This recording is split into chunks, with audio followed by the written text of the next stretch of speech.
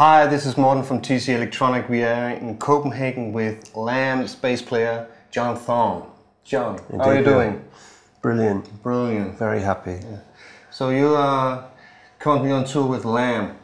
I am. It's fantastic, and I think we're enjoying it more than we ever have done. Oh, that's good. It's really, really good. Yeah. You said a couple of times that you started playing when you were 23.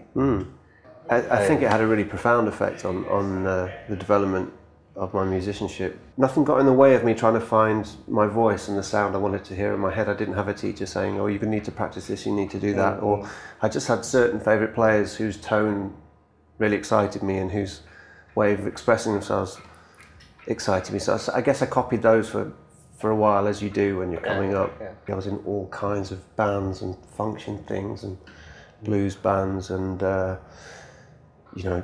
endless jam sessions and that kind of thing. And people seem to go far and wide and do some really interesting stuff. And the early to mid-90s was a great time for music, because electronic music was really opening up, doing some very interesting things. I was doing a jam session, and Graham Massey from 808 State, who was producing Bjork at the time, just happened to be one of the 4 people at the bar, And he took my phone number and gave it to Andy and Lou because he knew they were looking for a double bassist, and this is when they were recording their first album. And the music was as futuristic and interesting as anything that I'd heard. It was bringing elements from all kinds of situations. And it sounded so fresh. Really, really fresh. Time. And it was brilliant because, Andy's programming is highly unusual.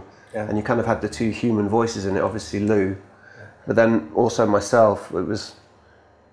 It was almost less about bass playing for me than rather trying to evolve a different kind of way of approaching playing within that framework, because there was already a lot of bass there.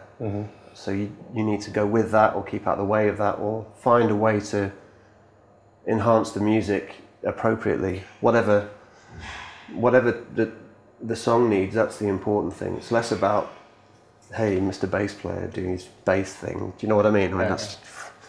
It's just more about finding out what's necessary to that piece of music. And it might be, not playing on it. Yeah. And I play a really broad range of music as well. Obviously Lamb's the electronic side of it. And it's been great to take double bass into electronic music and use it as a viable instrument rather than something that's sampled for 3 bars or cut up. Yeah. Or to actually be able to evolve a language. I can talk, can't I? Yeah, very good.